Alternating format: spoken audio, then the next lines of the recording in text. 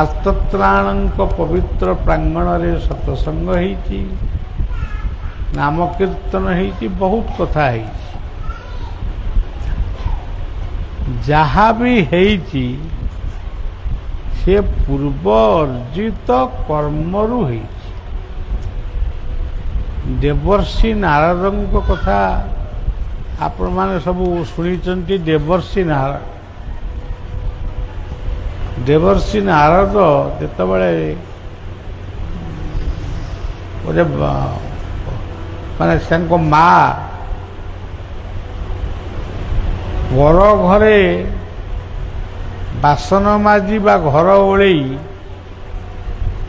ସେ ନାରଦଙ୍କୁ ଖାଇବାକୁ ପିନ୍ଧିବାକୁ ଦେଉଥିଲେ, ଏତେ ଦରିଦ୍ର ଥିଲେ। ସେଇ ବ୍ରାହ୍ମଣ ଘରେ ତାଙ୍କ ମା ଏତିକ କାର୍ଯ୍ୟ କରିଥିବାରୁ ସେ ନାରଦଙ୍କୁ ମଣିଷଟିଏ କରିବା ପାଇଁ ସଂକଳ୍ପ ନେଲେ। ଯେତେବେଳେ ସାଧୁ ତାଙ୍କ ଘରକୁ ସବୁ ସାଧୁ ସନ୍ତମାନେ ଆସନ୍ତି, ବର୍ଷା ଦିନେ ପ୍ରାୟ ଆସନ୍ତି, 4 ମାସ ମଧ୍ୟ ରହନ୍ତି। ସେମାନଙ୍କୁ ଖାଇବାକୁ ଦେବା ବା ବିଛଣା ପକାଇ ଦେବା ସବୁକିଛି ନାରଦ ହିଁ କରନ୍ତି। ସେ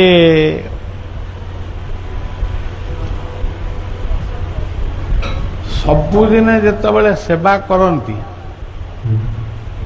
ସେତେବେଳେ ସାଧୁମାନେ ଗୋଟିଏ ଗୋଟିଏ ଗପ କୁହନ୍ତି। ସେ ଗପଟି ନାରଦ ଶୁଣନ୍ତି। ସେଇ ଗପ ଶୁଣୁ ଶୁଣୁ 4 ମାସ ଗତ ହେଇଯାଇଛି। ସାଧୁମାନେ ତାଙ୍କ ଘରୁ ବିଦାୟ ନେଇ ନିଜ ନିଜ କାର୍ଯ୍ୟକ୍ଷେତ୍ରକୁ ଯାଇଛନ୍ତି।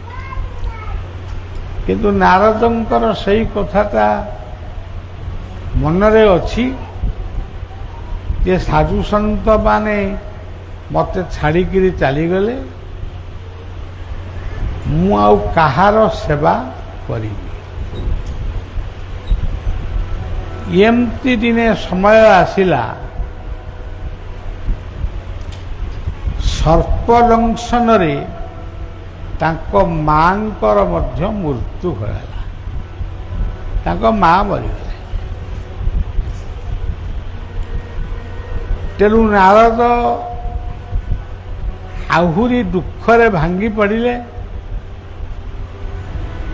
କାରଣ ଯେଉଁ ମା ତାଙ୍କୁ ଅନ୍ୟ ଘରେ କାମ କରି ଖାଇବାକୁ ଦେଇ ବଞ୍ଚେଇଥିଲେ, ସେ ଆଜି ଦୁନିଆରେ ନାହାନ୍ତି। ଇଏ ହେଉଛି ଦେବର୍ଷି ନାରଦଙ୍କର ପୂର୍ବଜନ୍ମର କଥା। ଏଇଟା ନାରଦଙ୍କର ଇହ ଜନ୍ମର କଥା ନୁହେଁ, ଇଏ ହେଉଛି ପୂର୍ବ ଜନ୍ମର କଥା।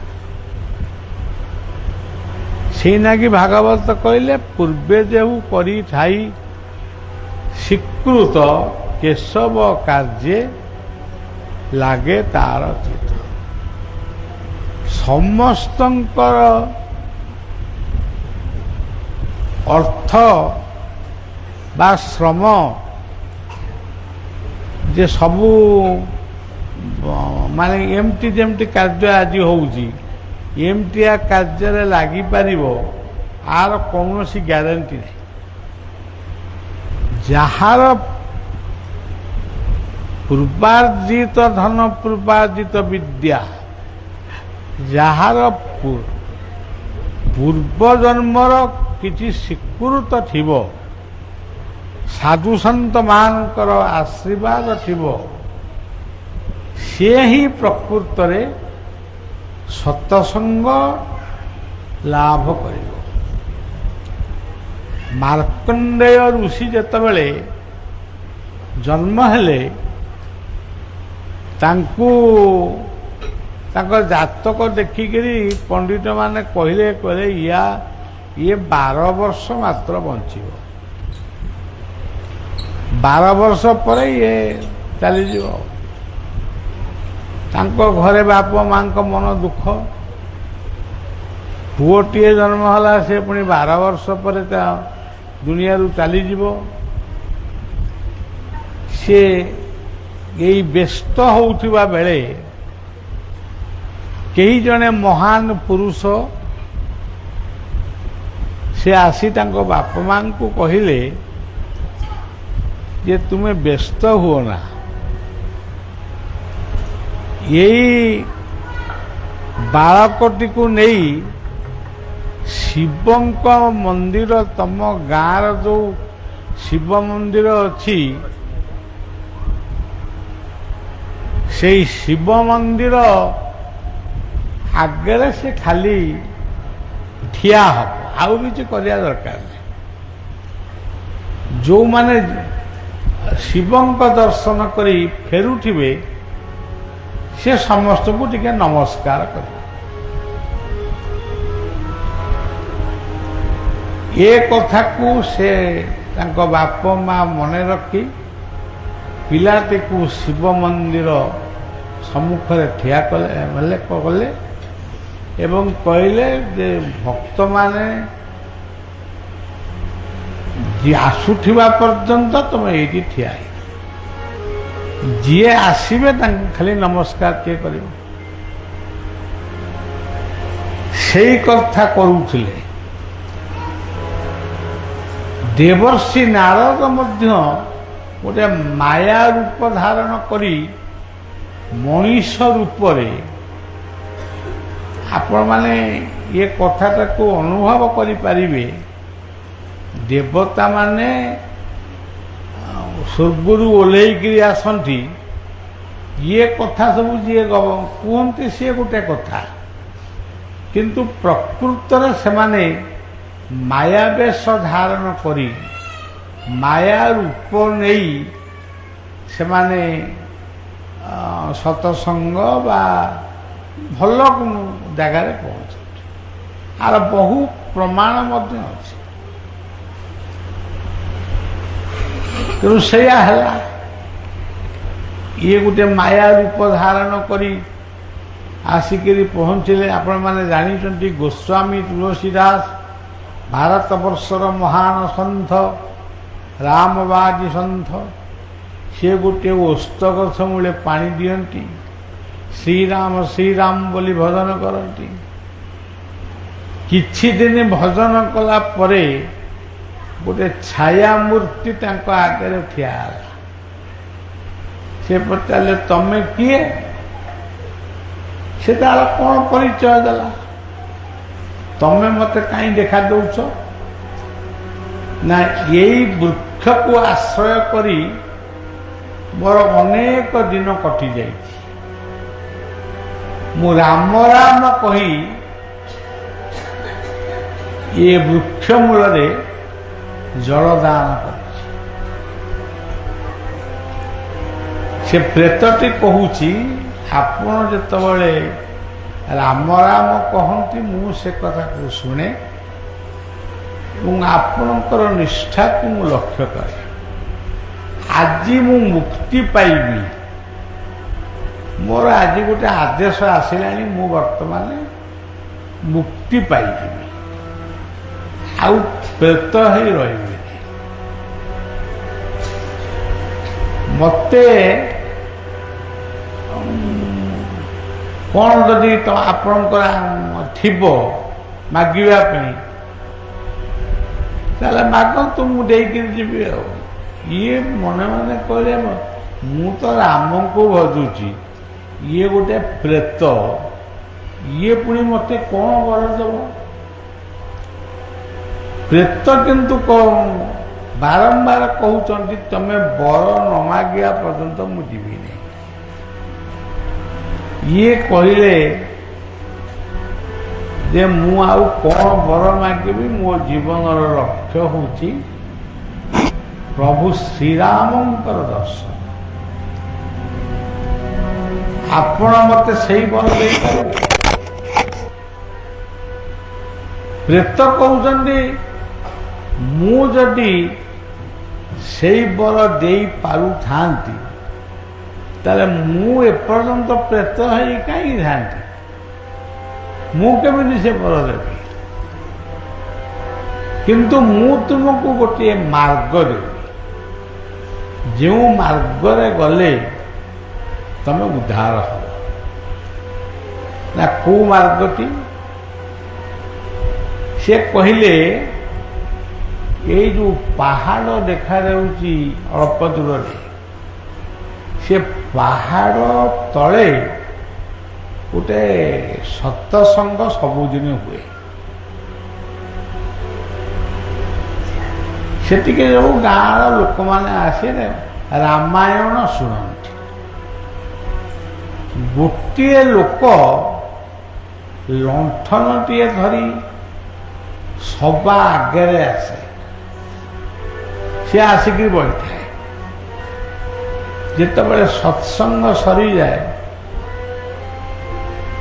ସମସ୍ତେ ଗଲା ପରେ ସେ ଯାଇକିରି ଲଣ୍ଠନ ଧରିକି ଯାଏ।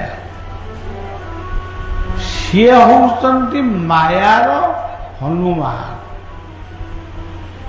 ସେ ହନୁମାନଙ୍କର ମାୟା ରୂପ। ତୁମେ ସେଇଠିକି ଯାଅ, ରାମାୟଣ ଶୁଣିବ। ହନୁମାନ ତମକୁ କହିବେ ଆରେ ବାବୁ ସମସ୍ତେ ତ ଗଲେଣି, ତୁ କାହିଁ ଏଠି ଠିଆ ହେଇଛୁ, ତୁ ଯାଉନୁ? ଆପଣ କହିବେ ଆପଣ କାହିଁ ଯାଉନାହାନ୍ତି? ନା ତମେ ଗଲେ ମୁଁ ଯିବି। ତମେ ତାର ଉତ୍ତର ଦେବ ଆପଣ ଗଲା ପରେ ମୁଁ ଯିବି। ଏଇ କଥାଟା ତୁଳସୀ ଦାସ ମାନେ ବାସ୍ତବରେ ଲକ୍ଷ୍ୟ କଲେ, ସତ୍ସଙ୍ଗ କଲେ।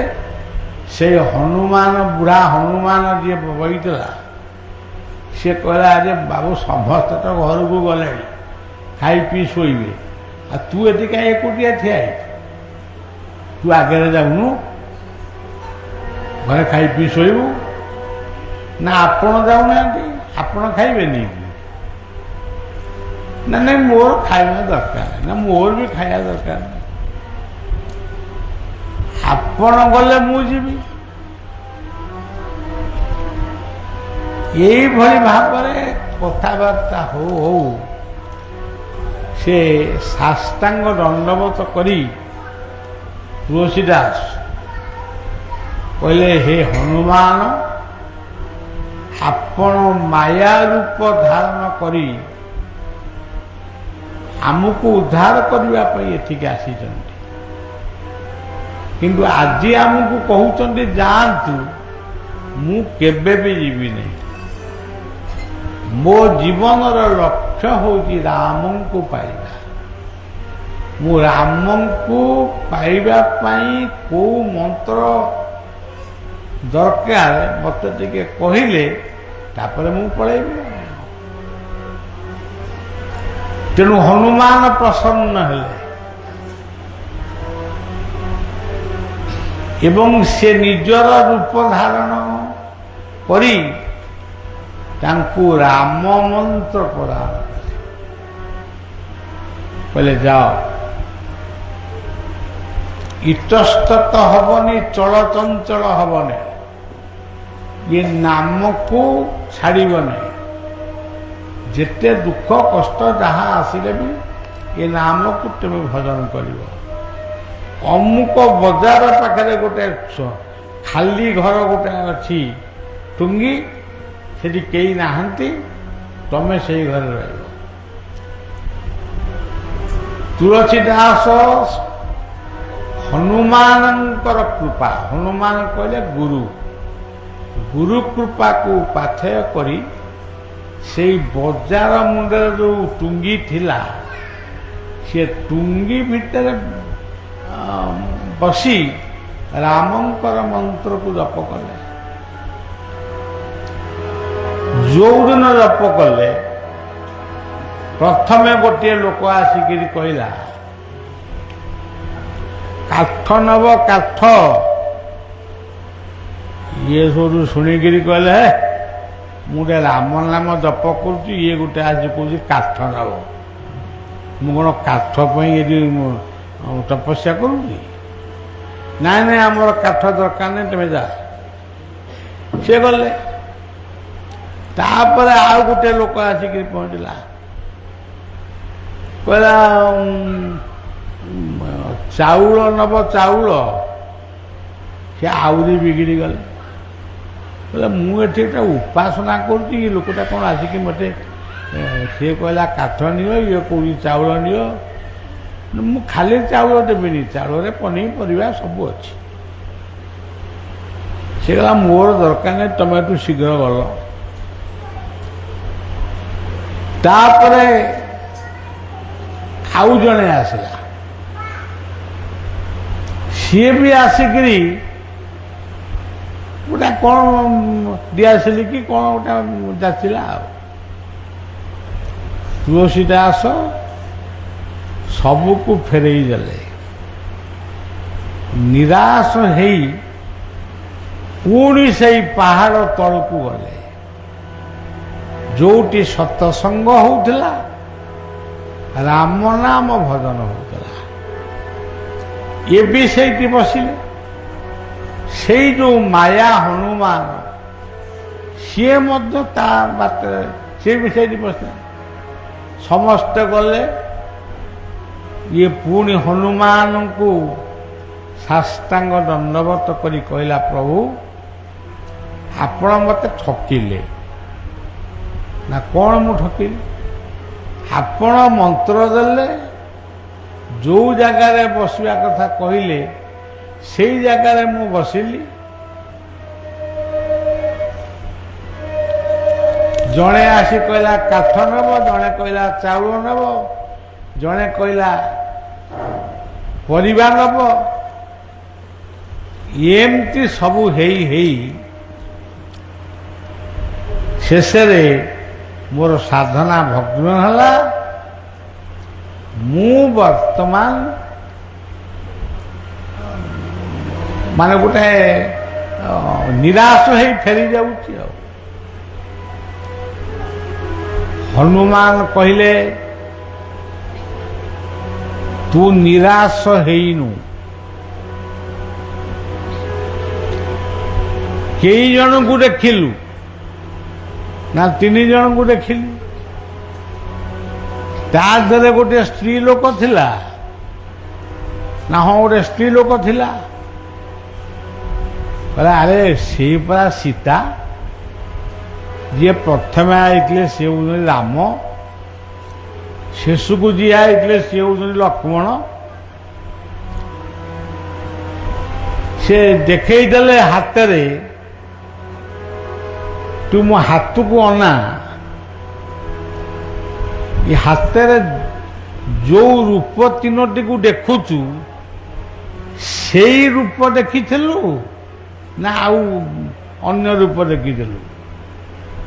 ତୁଳସୀ ଦାସ ସେ ରୂପକୁ ଦେଖି କହିଲା, ଏଇ ତ ମୁଁ ଏଇ ରୂପକୁ ଦେଖିଥିଲି। କହିଲେ ପ୍ରଭୁ ମୁଁ ଏଇ ରୂପକୁ ଦେଖିଥିଲି। ଏଇ ରୂପକୁ ଦେଖିଛୁ ମାନେ ରାମ ଲକ୍ଷ୍ମଣ ସୀତାଙ୍କୁ ଦେଖି ସାରିଛୁ। ତୋର ଆଉ ଦରକାର କ'ଣ?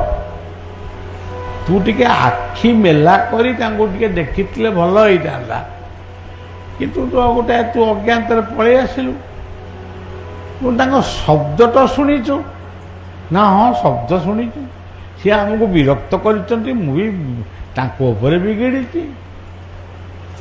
ନା ତାହେଲେ ତୋର ସାଧନା ସିଦ୍ଧି ହେଇଗଲା, ଯା ଫେରିଯା। ତୁ ବାଲ୍ମୀକ ରାମାୟଣ ପଢ଼ିବୁ। ବାଲ୍ମୀକ ରାମାୟଣ ପଢ଼ି ସାରିବା ପରେ ତତେ ଯୋଉ ପ୍ରେରଣା ଆସିବ ସେଇଟାକୁ ଲିପିବଦ୍ଧ କରିବୁ। ଯୁଗ ଯୁଗ ଧରି ଲୋକମାନେ ସେଥିରେ ଉପକୃତ ହେବେ। ଇଏ ବାଲ୍ମୀକ ରାମାୟଣ ପଢ଼ି ପଢ଼ି ଯୋଉଦିନ ସୀତା ଚୋରି ପ୍ରସଙ୍ଗ ପଡ଼ିଲା, ରାବଣ ସୀତାଙ୍କୁ ନେଇଗଲା ରଥରେ ବସେଇ, ଇଏ ଗୋଟେ ବାଡ଼ି ଧରିକିରି ବଇଥିଲେ ତୁଳସୀଦାସ, ଯେ ଠେଙ୍ଗା ଧରିକି ତା ପଛରେ ଗୋଡ଼େଇଲେ।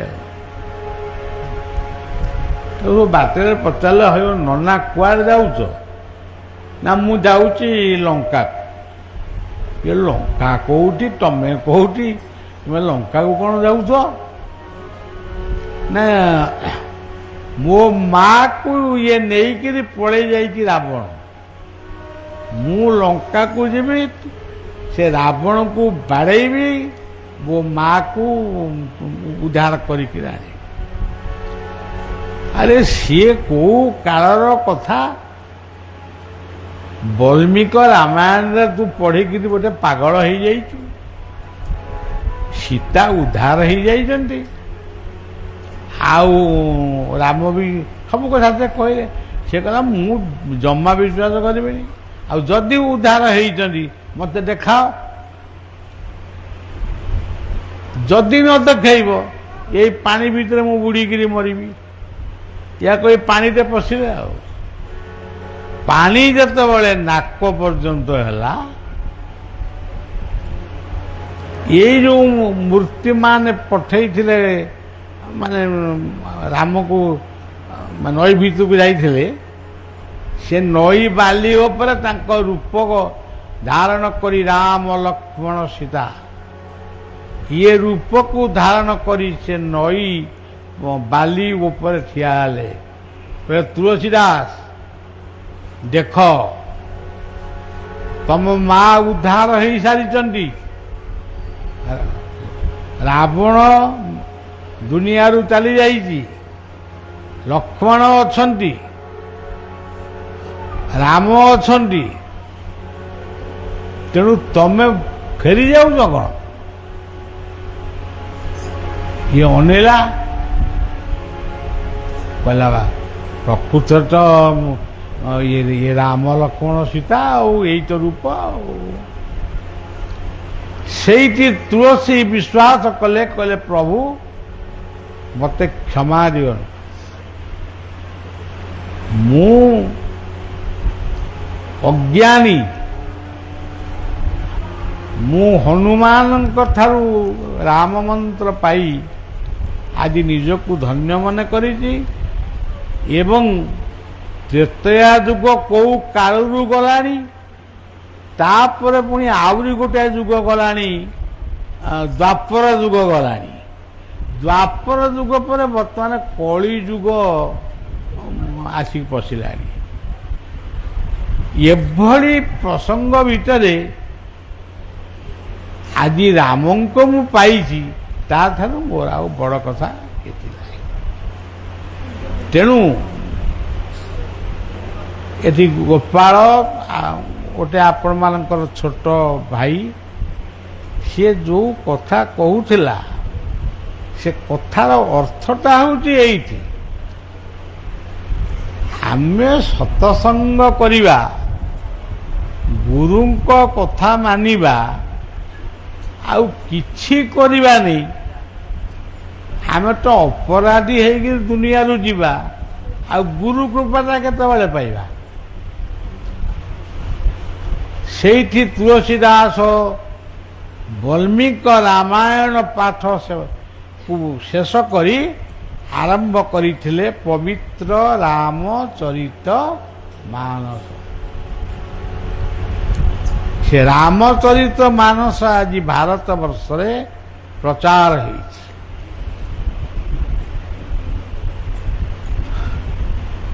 ମୋର ତ ସବୁ ଗୁଡ଼ା ମୁଁ ଭୁଲି ଯାଉଛି, ମାନେ ମୋର ଗୋଟେ କ'ଣ ଗୋଟେ ହେଇଛି,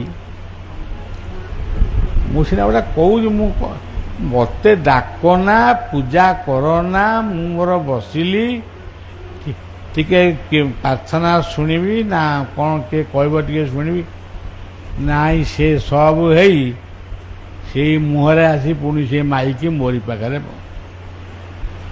ଆରେ ଢମଣା ବୁଲି ବୁଲିକିରି ସେଇ ଅବସ୍ଥା। ତେଣୁ ମୁଁ ବର୍ତ୍ତମାନ କାଲି କହିକିରି ମୋ ମୁଣ୍ଡ ବିନ୍ଧିଲା ଯାଇ ଶୋଇଲି। ମୁଁ କ'ଣ ପ୍ରକୃତ ପ୍ରବଚନ ଦେବାକୁ ଗୋମାଟାରେ ଆଇଛି? ବାର୍ଷିକ ଯଜ୍ଞ ମେଳା ସରିଗଲା ପରେ ମୁଁ ଟିକେ 10-15 ଦିନ ମାସେ ଖଣ୍ଡେ ଟିକେ ବିଭିନ୍ନ ସ୍ଥାନ କୋଉଠି ଯାଏ, ବୁଲେ, ବସେ ଏବଂ ସେଇ ବୁଲିବା ଭିତରେ ମୁଁ ନିଜେ ନିଜ ଭିତରେ ଭାବେ ଯେ ଆଗାମୀ ବର୍ଷରେ କୋଉ କୋଉ କାମ ଗୁଡ଼ାକ ଆମେ କରିବୁ। ସେଇ କାମଟା ଟିକେ ନିରୋଳାରେ ବୁଲିଲେ ସେ ସବୁ ମୋ ମନରେ ଆସିବ। ତେଣୁ ମୁଁ ସେଇ ନାଗି ଗୋଟେ ପ୍ରୋଗ୍ରାମ କରିଥିଲି, ଏମିତି ଯିବି ସେମିତି ଯିବି ସେମିତି ଯିବି ଗୋମାତାରେ କରି, କିନ୍ତୁ ସେଠି ଯାହା ମାନେ ସେଇ ଜଞ୍ଜାଳ ଆଉ ଯୋଉଠି ଗଲି ଲୋକମାନଙ୍କର ଭିଡ଼, ଆଉ ସେଇ ପ୍ରବଚନ ସେଇ ସତ୍ସଙ୍ଗ ସବୁ ଚାଲିଛି। ମୋର ଆଡ଼େ ତଣ୍ଟି ଶୁଖି ଯାଉଛି ପାଣି ପିଇବା ପାଇଁ। ତେଣୁ ମୁଁ ଅସୁସ୍ଥ ଯଦିଓ ନୁହେଁ କିନ୍ତୁ କ୍ଳାନ୍ତ। ତେଣୁ ତଥାପି ଆପଣମାନଙ୍କର ସେଇ ଶ୍ରଦ୍ଧା ସହଯୋଗ ପାଇଁ ବରଂ ମୋତେ ଏତେ କଷ୍ଟ ହେଇନି, ସେ ଯେଉଁ କଷ୍ଟ କିଛି ହେଇନି କିନ୍ତୁ ଟିକେ କ୍ଳାନ୍ତି ଅଛି। ସେଇ କ୍ଳାନ୍ତି ଯାଉ ବା ନ ଯାଉ, ଆପଣମାନେ ଯେତେବେଳେ ବଳିବାକୁ ପାଇ ଟିକେ ଖୁସି ହେଲେ ବା ମୁଁ ଟିକେ କହିଲି ଆପଣମାନେ ଶୁଣିକିରି ଆଉ ଟିକେ ଖୁସି ହେଲେ, ଆଉ ଏଠିକି ଆସିବା ଦ୍ୱାରା ମୋତେ ମୁଁ ବି ଯାହା ଟିକେ ମାନେ ଏମିତି ଧୀର ସ୍ଥିରରେ କହିଥାନ୍ତି କି କ'ଣ, ମୋତେ ଯେଉଁ ଫିଜିଓଥେରାପିଟି ଏଠି କରେଇଛନ୍ତି ତାଙ୍କୁ ବହୁତ ଧନ୍ୟବାଦ। ସିଏ ଗଲା ମୋ ହାତକୁ ହଲେଇ, ଗୋଡ଼କୁ ହଲେଇ, ମୋ ମୁଣ୍ଡକୁ ହଲେଇ, ବେକକୁ ହଲେଇ, ଇଏ 3 ଜଣ ମାନେ ସେ ବାବୁ ଆଉ ଆମର ବାପି ଏମିତି ହେଇକିରି ସିଏ ତାଙ୍କ ଦେହ ବି ଦରଦ ହେଇଯିବ କି କ'ଣ ଏତେ, ଆଉ ମୁଁ ଆଉ ଆପଣମାନଙ୍କୁ କହିବି କ'ଣ। ତେଣୁ ଆଉ କ'ଣ କହିବି ମୋର ମନେ ପଡ଼ୁନି। ଯାହା ହଉ ଏଇ ତ ରାମଙ୍କ କଥା ଟିକେ କହିବା କଥା କହିଦେଲି। ଆଉ ମୋ ଗୁରୁ ମୋତେ ଗଙ୍ଗା କୂଳରେ ରାମଙ୍କର ମନ୍ତ୍ର ଦେଇଥିଲେ, ସେଇ ମନ୍ତ୍ରଟି ପଢ଼ୁଛି। ପବିତ୍ର ଗଙ୍ଗା କୂଳରେ ଏଇ ମନ୍ତ୍ରଟି ମୋତେ ଦେଇଥିଲେ। ଯେଉଁ କାନରେ ଯେଉଁ ମନ୍ତ୍ର ଦେଇଥିଲେ ସେ ମନ୍ତ୍ର ନୁହଁ, ଯେଉଁ ମନ୍ତ୍ର ମୋତେ କହିଥିଲେ ବୋଲିବ, ମାନେ ଏମିତି ପଡ଼ିବ। ପଢ଼ ବା ମୁଁ ଭୁଲ ଭାଲ ହେଇଯିବ କ'ଣ କରିବ। हे राम